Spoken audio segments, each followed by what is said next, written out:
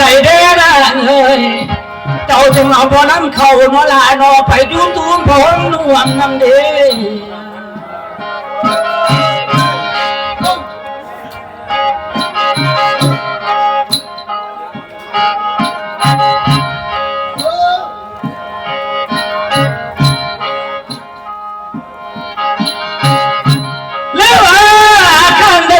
คอยยัง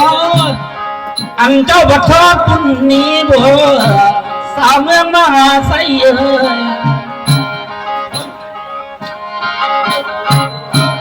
อันนี้เนาะบุญมาลังสิถึงเจ้าพระเยอะบุญไหล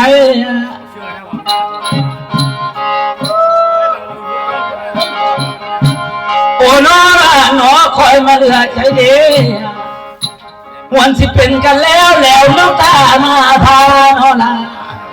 โอ้ยหาไปกินไก่เลี้ยงเป็นเพิ่งเพียงเดียวโว้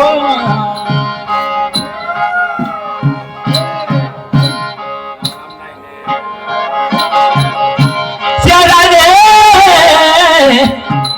โอ้น้อขันน้ำเสบมาเล่นขันไหนล่ะอันไทยควรพันนี่จะขันกินง่ายห่วมเด้อโน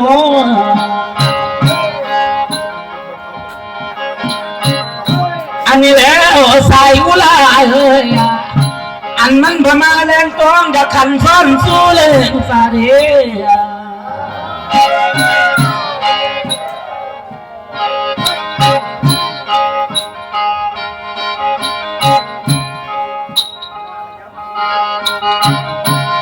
โอ้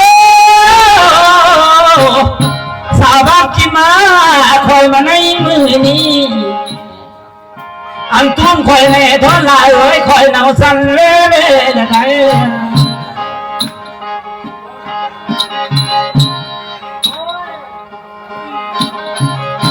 เดี๋ยวนี้เนาะหนาวบ่มีแพ้ถือเวลาอยู่ผู้เดียวได้ละ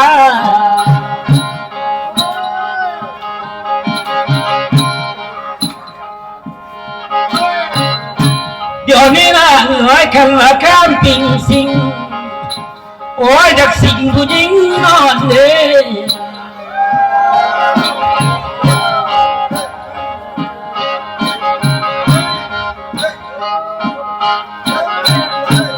โอ้ยนะสู้ผู้ใดเดล่ะอันเสียงปากสั่นแบบนัวเนาะพวกเขายังเพลงเฮ้ย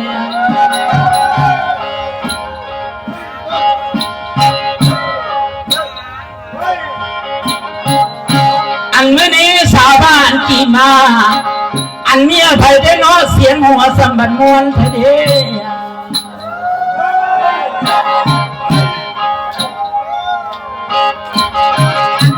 เดี๋ยวนี้คอยมาในมือนี้คอยบายหาคือลาผัวได้ละอันหมอลำนี่ขั้วหาคือลาไก่คอยจะอยู่ไกลๆเอาเข้าไปกินเด้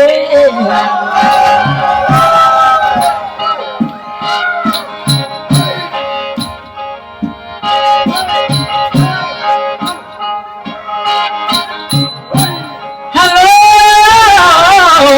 คอยมาเหลือใจเด้แต่กี้เบิ่งจะรู้อันกำลังไม่เลยอันตั้งเต้นคอยปัดบุพ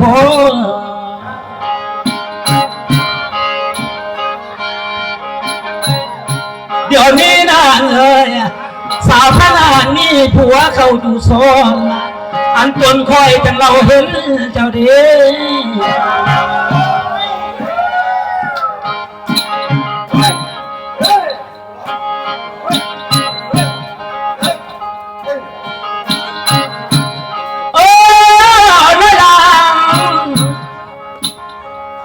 กันมาซาใจคอยนี่นะล่ะเอ้ย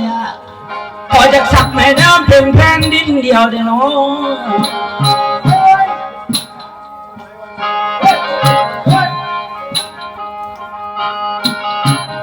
เดี๋ยวนี้นะเอ้ย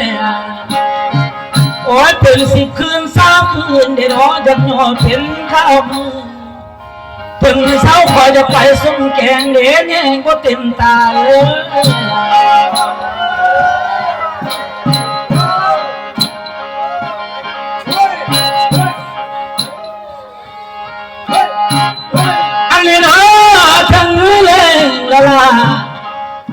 คอยนี่ไปส่งสีนปากลละใจหมอลำเล่าน้ำตายไปเมียมูเป็นโบ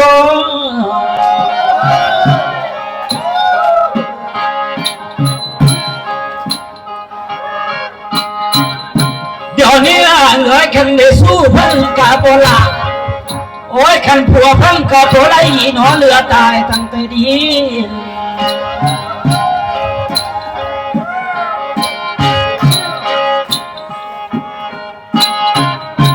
เดี๋ยวนี้เหลือคันละคนคือน้องโอ้ยเปลี่ยนสั่งน้อละหนอถึงเศร้าคือบ่รู้เสียแสงเมื่อไปย่างกายคอยในดวง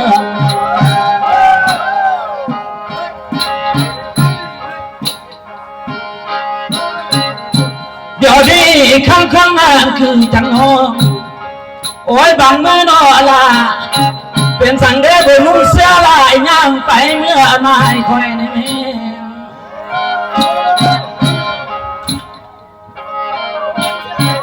เสียดายเด้สิได้ไปแพ้กับสาวสิวเดลา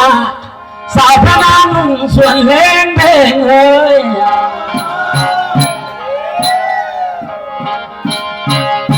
อันแบบนี้คนงานคือจังน้องอันเจ้าเพนันเลียนแค่ตีนส่วนหาใดเลย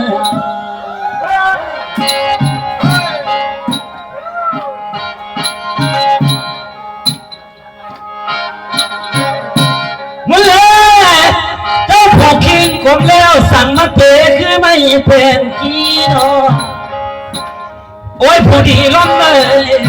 บักหาใดเดละกิ้งกิ้งว่าจะเอาเปเด